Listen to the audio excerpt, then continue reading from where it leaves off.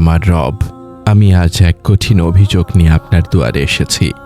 কোনো মানুষের বিরুদ্ধে নয়, আমার এই পাষাণ হৃদয়ের বিরুদ্ধে। আমি যখন মসজিদে যাই, ইমাম সাহেব যখন সুমধুর কণ্ঠে আপনার কালাম তেলাওয়াত করেন, আমি দেখি আমার পাশের মানুষটি কাঁদছে। আমি দেখি তার শরীর থরথর করে কাঁপছে। আমি শুনি সাজদায় মানুষের কান্নার আওয়াজ। কিন্তু হে আল্লাহ, আমার চোখ কেন শুকনো? আমার বুকের ভেতরটা কেন মরুভূমির মতো খাঁ খাঁ করছে? আপনার এই কোরআন তো সেই কিতাব যা পাহাড়ের ওপর নাজিল হলে পাহাড়ও ভয়ে চূর্ণ বিচূর্ণ হয়ে যেত, অথচ আমার এই রক্তমাংসের হৃদয়ে তার কোনো প্রভাব পড়ছে না। পাহাড়ের চেয়েও কি আমার হৃদয় শক্ত হয়ে গেছে? আমি শব্দগুলো শুনি, কিন্তু তার অর্থ আমার ভেতরে ঢোকে না। আমি আয়াতগুলো পড়ি, কিন্তু তা আমার গলার নিচে নামে না। আমার মনে হয় আমার অন্তরে এক অদৃশ্য দেওয়াল তৈরি হয়েছে। এক বিশাল পাথর আমার অনুভূতির দরজায় চেপে বসেছে। আমি কাঁদতে চাই, হে রব, আমি অনুভব করতে চাই, কিন্তু আমি পারছি না। আমার এই মৃত হৃদয় নিয়ে আমি কি আপনার সামনে দাঁড়ানোর যোগ্য? হে মুকাল্লিবাল কুলুব, হে অন্তর পরিবর্তনকারী, আমার এই পাথরের মতো অন্তরটাকে আপনি গলিয়ে দিন। আসসালামু আলাইকুম ওয়া রাহমাতুল্লাহি ওয়া বারাকাতুহু। আমাদের এই প্রশান্তির আয়োজনে আপনাকে স্বাগতম। আজ আমাদের এই আধ্যাত্মিক সফরের ৬৬তম পর্ব। আলহামদুলিল্লাহ, আমরা আমাদের আত্মার অনেক রোগ নিয়ে কথা বলেছি, কিন্তু আজ আমরা কথা বলবো সবচেয়ে ভয়ানক রোগটি নিয়ে, যে রোগের কারণে মানুষ জীবিত থেকেও আসলে মৃত। তা হলো অন্তরের কঠোরতা। আপনি যদি আমাদের এই সফরের নতুন সঙ্গী হয়ে থাকেন, তবে এই আধ্যাত্মিক যাত্রায় আমাদের সঙ্গী হয়ে থাকতে পারেন। আমরা বিশ্বাস করি প্রতিটি কথা, প্রতিটি স্মরণ হৃদয়ের মরচে পড়া দাগগুলোকে মুছে ফেলতে সাহায্য করে। আপনার ঈমানি জীবনকে আরও সমৃদ্ধ করতে চান? আমাদের ব্লগে পড়ুন অনুপ্রেরণামূলক প্রবন্ধ, শুনুন হৃদয় ছোঁয়া অডিও এবং আপনার জীবনের প্রতিটি প্রশ্নের ইসলামিক সমাধান খুঁজে নিন। আজই ভিজিট করুন আমাদের ওয়েবসাইট www.umakontho.com। আজকের এই পর্বটি সেই সব ভাই বোনদের জন্য যারা কোরআন তেলাওয়াত শোনেন বা করেন, কিন্তু কোনো স্বাদ পান না, যারা অনুভব করছেন যে তাদের ঈমানের মিটার একদম শূন্যের কোঠায় নেমে এসেছে। কেন আমাদের অন্তর কাঁপে না? আল্লাহ তাআলা কোরআনে মুমিনদের প্রকৃত অবস্থার বর্ণনা দিয়েছেন এভাবে: মুমিন তো তারাই, আল্লাহর নাম স্মরণ করা হলে যাদের অন্তরসমূহ কেঁপে ওঠে ভয়ে ও ভক্তিতে। সূরা আল আনফাল আয়াত ২। ওয়াজিলাত, কেঁপে ওঠা, যেমন প্রবল ঝড়ে গাছের পাতা কাঁপে। সাহাবীরা রাদিয়াল্লাহু তাআলা আনহুমরা যখন কোরআন শুনতেন, তারা অনেক সময় জ্ঞান হারিয়ে ফেলতেন। হযরত ওমর রাদিয়াল্লাহু তাআলা আনহু এক রাতে তাহাজ্জুদের একটি আয়াত শুনে এতই অসুস্থ হয়ে পড়েছিলেন যে মানুষ তাকে দেখতে এসেছিল।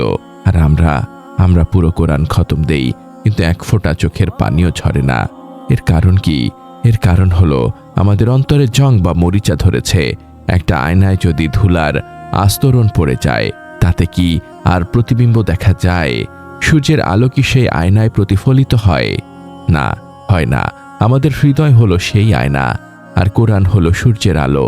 আমাদের গুনাহের ধুলোবালি এই আয়নাটাকে এতটাই ঘোলা করে দিয়েছে যে এখন আর তাতে কোরআনের নূর প্রতিফলিত হয় না। আল্লাহ তাআলা বনী ইসরাঈলের কঠিন হৃদয়ের উদাহরণ দিয়ে আমাদের সতর্ক করেছেন। তিনি বলেছেন, অতঃপর তোমাদের অন্তরগুলো শক্ত হয়ে গেল যেন তা পাথর, অথবা তার চেয়েও কঠিন। কারণ পাথরের মধ্যেও এমন কিছু পাথর আছে যা থেকে ঝর্ণা প্রবাহিত হয়, এবং এমন কিছু পাথর আছে যা আল্লাহর ভয়ে ধসে পড়ে, কিন্তু আল্লাহ তোমাদের কার্যকলাপ সম্পর্কে গাফেল নন। সূরা আল বাকারা আয়াত ৭৪। সুবহানাল্লাহ, আল্লাহ বলেছেন পাথরেরও অনুভূতি আছে, পাথরও কাঁদে, পাথরও আল্লাহর ভয়ে পাহাড় থেকে গড়িয়ে পড়ে। কিন্তু মানুষের অন্তর যখন তা শক্ত হয়ে যায়, তা পাথরের চেয়েও নির্মম হয়ে যায়।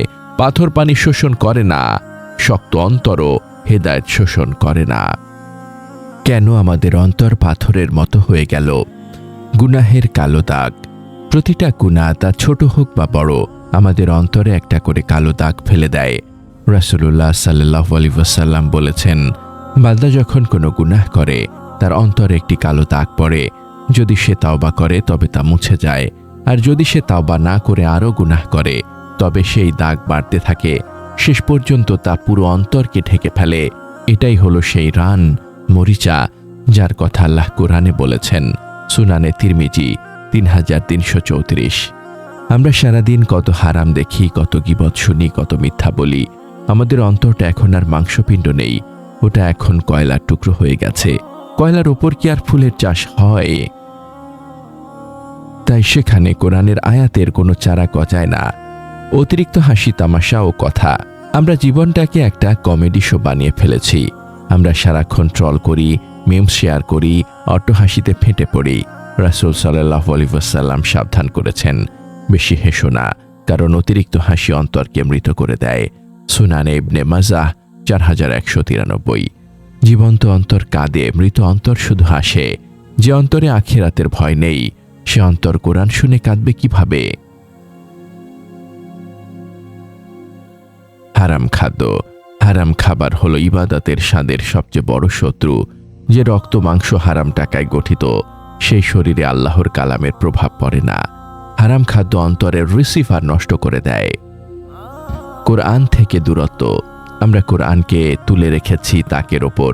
আমরা সপ্তাহে বা মাসে একবার ধুলো ছেড়ে পড়ি, তাও অর্থ না বুঝে। যে বন্ধুর সাথে আপনি বছরে একবার কথা বলেন, তার কথায় কি আপনার আবেগ আসবে? আসবে না। কোরআনের সাথে আমাদের সম্পর্ক হয়ে গেছে আনুষ্ঠানিক, আত্মিক নয়। কিভাবে এই পাথর গলাবো? কিভাবে আবার কান্না ফিরে পাবো? ইস্তেগফারের শিরিষ কাগজ। লোহায় জং ধরলে কি করতে হয়? শিরিষ কাগজ দিয়ে ঘষতে হয়। অন্তরের জং দূর করার শিরিষ কাগজ হলো ইস্তেগফার। প্রতিদিন শতবার আস্তাগফিরুল্লাহ পড়ুন, তবে তোতা পাখির মতো নয়। অনুভব করুন প্রতিটা উচ্চারণের সাথে একটা করে কালো দাগ মুছে যাচ্ছে, অন্তরটা ফর্সা হচ্ছে। মৃত্যুকে স্মরণ করা। পাথর ভাঙার জন্য হাতুড়ি লাগে, আর অন্তর ভাঙার হাতুড়ি হলো মৃত্যুর স্মরণ। কবরস্থানে যান, সেখানে কিছুক্ষণ চুপচাপ দাঁড়িয়ে থাকুন। ভাবুন, এই মাটির নিচেই আমাকে শুতে হবে, তখন আমার কি হবে? হাসপাতালে যান, মুমূর্ষু রোগীদের দেখুন। এগুলো আপনার অন্তরের কঠিন খোলসটা ভেঙে দেবে। নরম মাটিতেই পানি জমে, শক্ত মাটিতে নয়। কোরআনকে নিজের মনে করা। যখন কোরআন পড়বেন বা শুনবেন, ভাববেন এই আয়াতগুলো 1400 বছর আগের কোন আরবের জন্য নয়, এগুলো আজ আমার জন্য নাজিল হচ্ছে। যখন আল্লাহ বলেন ইয়া আইয়ুহাল্লাযীনা আমানু, ভাববেন তিনি আপনার নাম ধরে ডাকছেন। যখন জাহান্নামের আয়াত আসবে, ভাববেন ওটা আপনার জন্যই তৈরি। যখন জান্নাতের আয়াত আসবে, ভাববেন ওটা আপনারই বাড়ি। নিজেকে আয়াতের আয়নায় দেখুন। এই রিলেট করতে পারাটাই কান্না নিয়ে আসবে।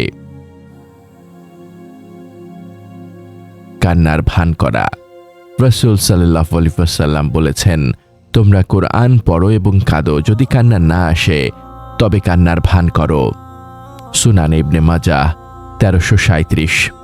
এটা কপটতা নয়, এটা হলো অন্তরকে বাধ্য করা। যখন আপনি জোর করে মুখটা ভার করবেন, কান্নার মতো সুর করবেন, তখন আপনার ব্রেন সিগন্যাল পাবে যে এখন কাঁদার সময়। ধীরে ধীরে আপনার অন্তরও সাড়া দেবে। শুষ্ক পাম্পে পানি তোলার জন্য যেমন প্রথমে একটু পানি ঢালতে হয়, কান্নার ভান করাটা হলো সেই পানি। দোয়া সবচেয়ে বড় অস্ত্র। রাসূলুল্লাহ সাল্লাল্লাহু আলাইহি ওয়াসাল্লাম স্বয়ং কঠিন অন্তর থেকে পানাহ চাইতেন। তিনি দোয়া করতেন, আল্লাহুম্মা ইন্নী আউযু বিকা মিন কালবিল লা ইয়াখশা। হে আল্লাহ, আমি আপনার কাছে আশ্রয় চাই এমন অন্তর থেকে যা আপনার ভয়ে ভীত হয় না। সহিহ মুসলিম 2722। নবীজি সাল্লাল্লাহু আলাইহি ওয়াসাল্লাম যদি এই ভয় করতে পারেন, তবে আমাদের তো আর্তনাদ করা উচিত।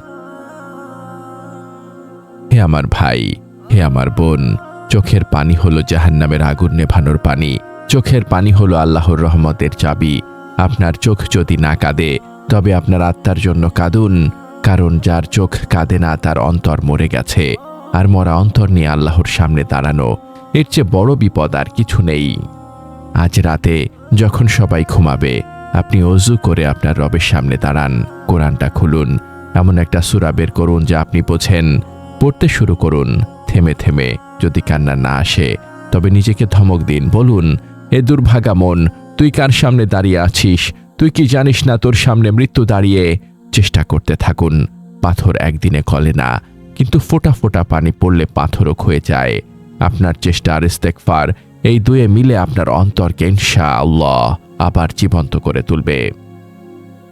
হে আল্লাহ, হে আল ফাত্তাহ, হে আর রহমান, আমি আপনার সেই পাষাণ হৃদয়ের বান্দা। আমার অন্তরটা গুনাহের ভারে শক্ত হয়ে গেছে।